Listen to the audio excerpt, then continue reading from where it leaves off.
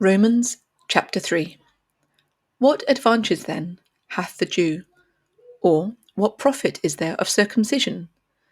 Much every way chiefly, because that unto them were committed the oracles of God. For what if some did not believe? Shall their unbelief make the faith of God without effect? God forbid. Yea, let God be true, but every man a liar, as it is written, Thou that mightest be justified in thy sayings, and mightest overcome when thou art judged. But if our unrighteousness commend the righteousness of God, what shall we say? Is God unrighteous who taketh vengeance? I speak as a man. God forbid. For then how shall God judge the world? For if the truth of God hath more abounded through my lie unto his glory, why yet am I also judged as a sinner?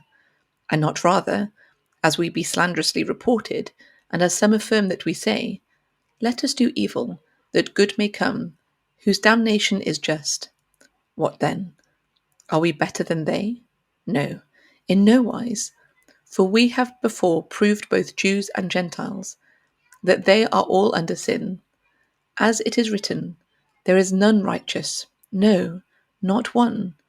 There is none that understandeth, there is none that seeketh after God. They are all gone out of the way, they are together become unprofitable. There is none that doeth good, no, not one. Their throat is an open sepulchre, with their tongues they have used deceit. The poison of asps is under their lips, whose mouth is full of cursing and bitterness. Their feet are swift to shed blood. Destruction and misery are in their ways, and the way of peace have they not known. There is no fear of God before their eyes. Now we know that what things soever the law saith, it saith to them who are under the law, that every mouth may be stopped, and all the world may become guilty before God. Therefore, by the deeds of the law there shall no flesh be justified in his sight, for by the law is the knowledge of sin.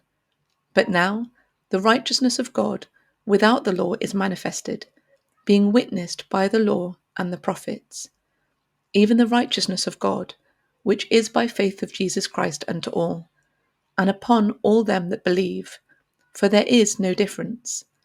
For all have sinned, and come short of the glory of God, being justified freely by his grace, through the redemption that is in Christ Jesus, whom God hath set forth to be a propitiation through faith in his blood, to declare his righteousness for the remission of sins that are past, through the forbearance of God, to declare, I say, at this time his righteousness, that he might be just, and the justifier of him which believeth in Jesus. Where is boasting then? Is it excluded? By what law? Of works? Nay, but by the law of faith. Therefore, we conclude that a man is justified by faith without the deeds of the law. Is he the God of Jews only? Is he not also of the Gentiles? Yes, of the Gentiles also. Seeing it is one God, which shall justify the circumcision by faith, and uncircumcision through faith. Do we then make void the law through faith? God forbid. Yea, we establish the law.